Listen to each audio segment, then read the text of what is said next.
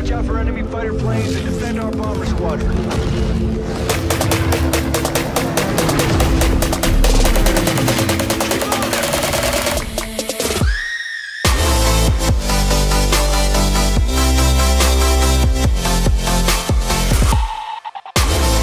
What's going on, guys? Shawnee Dogs here, and with what seems like forever since the first DLC was released for COD World War II, that one was called The Resistance, we are nearly there. The second DLC pack for this game, The War Machine, is set to release on April 10th. The format for this new pack is exactly the same as the first, in that we will be seeing 3 new multiplayer maps, 1 new war map, and also the addition of 1 new zombies map to further that storyline. So what's the difference between this DLC pack and the first one?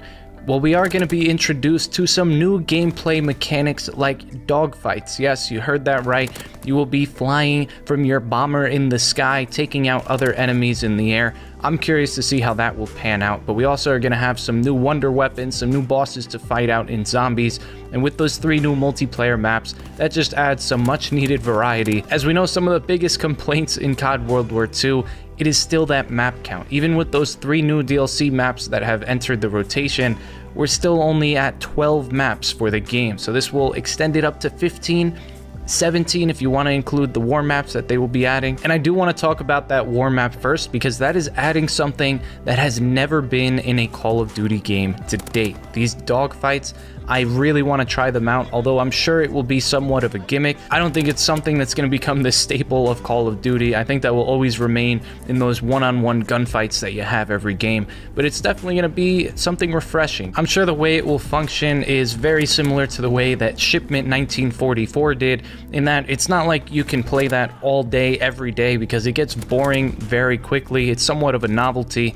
but you go to it when, let's say, you die in some BS gunfight. You just don't want to play Call of Duty anymore. Instead of completely hopping off the game, just go jump into a Shipment 1944 match, and it's like you're playing a different game altogether. Although this DLC 2-pack trailer didn't reveal much to us in the form of anything meaningful on the multiplayer side of things, there was an article on the PlayStation blog that pretty much guides you through step by step, and it shows us exactly how this new war map is going to play out. So if you don't want any spoilers, you want to experience it the first time by yourself, I would suggest you skip an extra minute or so in this video, because I'm going to let you guys in on everything you need to know about this new war map, Operation Husky. So if you've ever played Call of Duty's War Mode, you know that these are not like your normal multiplayer games. Although they are still 6-on-6, it is a multi-step mission that each side has to complete, and then you switch over to the other side and try to complete the objective from that perspective. One side is attacking, one side is defending, and in this particular mission,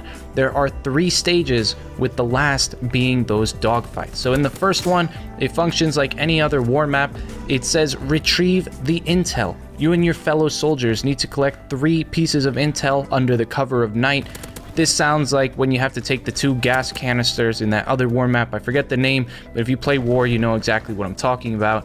And the Allied forces have access to Molotov cocktails that can be used at their disposal. And if you spawn in on the defending side, you have access to a limited number of tripwires that you can use to slow down your enemy. For the second objective, you are now tasked with transmitting the intel that you just received. You have to take control of a nearby radio station. So it's pretty much you just storm an objective and you have to gain control of it. There can't be anyone on the enemy team in there for a certain amount of time. Now, when we move on to the third objective, that's where things start to get a little crazy. This one is called Take to the Skies. If you are on the Allies, which is the attacking side, you have to defend a bomber. So basically, there's going to be a very large plane moving in a straight line towards an objective. So you have to constantly guard it and take out the enemies. And if you're on the defending side, you can't allow them to progress with that bomber. I don't know what to expect from this other than chaos, but if you want to get ahead of the competition on day one, this actually has controls for everything that you'll need when you're flying. I'll read it to you straight from this article. I'll also post it down below in the description if you want to check it out for yourself.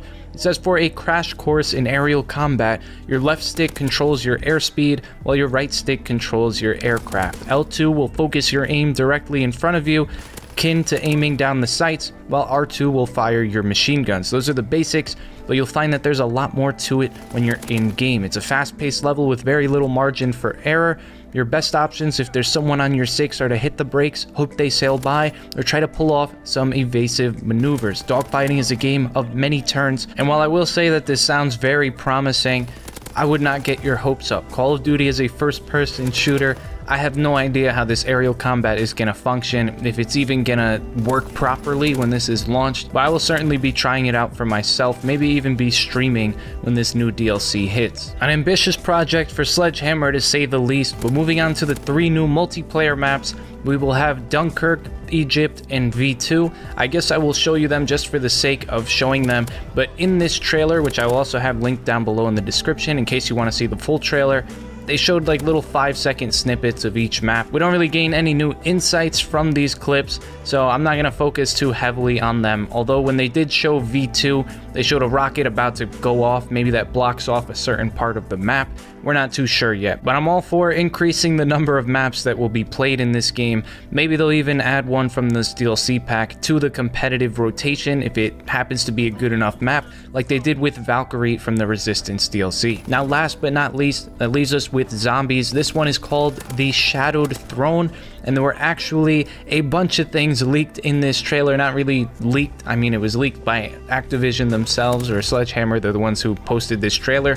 But you can see the actual boss in the trailer. I will show him on screen, as well as a new wonder weapon. I don't know if this is just a red Tesla gun like we had in the original zombie map for this game, but you do see it firing red. Maybe it's like a rapid fire weapon. You can't really tell from the little 2-second clip that it shows. But we also see the blimp maker return. It zaps zombies into super zombies. We see some fire going on here. I'm not too sure if a lot of you guys are playing COD World War II zombies on the daily. I personally prefer the Black Ops 3 zombies and Infinite Warfare as opposed to this one, so I haven't really been playing it too much, but it does look promising. We don't have the meme fog rolling in again like Dark Shores from DLC 1, and who knows, maybe the zombies map will turn out to be the best part of the DLC. We just won't know until it arrives, and that date is April 10th, exactly 1 week from today. And the last thing that I want to point out, although this wasn't made evident in the trailer, we will be gaining access to either new weapons, new divisions, or both very soon, probably on the same day that this DLC releases, if not very soon after, like 1 week. We have this new Grenadier division, the Scout division, and I'm sure we will be seeing a lot of new weapons as well. It seems weird that they would just add some divisions to the game.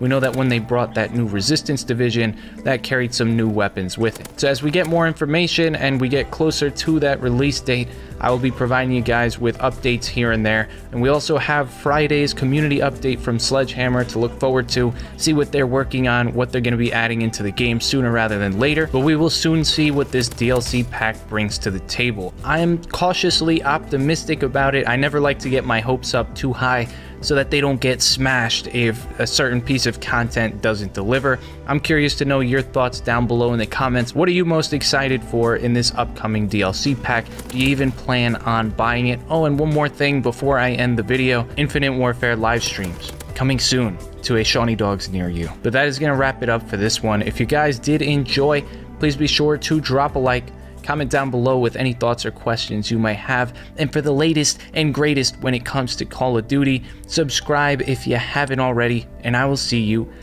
in the next one. Peace.